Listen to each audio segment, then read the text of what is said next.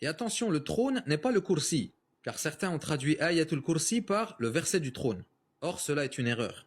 Le kursi, lui, que je ne préfère pas traduire, est comme l'a dit Ibn Abbas radiyallahu anhuma, mawdi'ul qadamayn. C'est l'endroit des deux pieds d'Allah tabaraka wa ta'ala. Tandis que l'arsh, c'est la créature au-dessus de laquelle notre Seigneur a choisi de s'élever et de s'établir.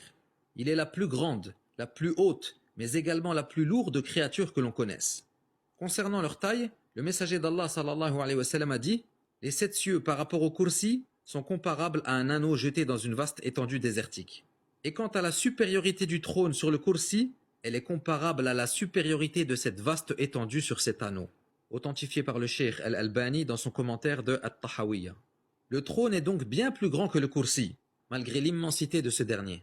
Et concernant la preuve que l'arsh soit la plus haute des créatures, le prophète sallallahu alayhi wa sallam a informé, comme cela est rapporté dans Sahih al-Bukhari, que le plus haut degré du paradis est le Firdaus, et que son plafond est le trône du tout miséricordieux.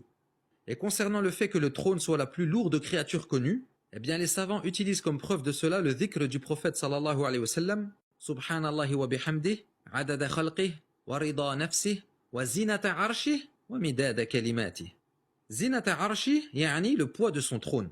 De nombreux savants ont dit que le fait que le messager sallallahu alayhi wa sallam cite le poids du trône ici prouve qu'il est la plus lourde créature. Tayyib. Et comme a dit Shaykhul Islam Ibn Taymiyyah, Ibn Kathir et bien d'autres, al-arshu muqabbab, c'est-à-dire que le trône est en forme de dôme au-dessus de toute la création.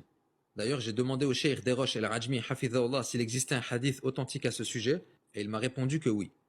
Également, le trône possède des piliers que les anges portent, et ces anges seront au nombre de 8 yawm al-qiyamah, comme dans le verset وَيَحْمِلُ عَرْشَ رَبِّكَ فَوْقَهُمْ يَوْمَئِذٍ ثَمَانِيَةٌ.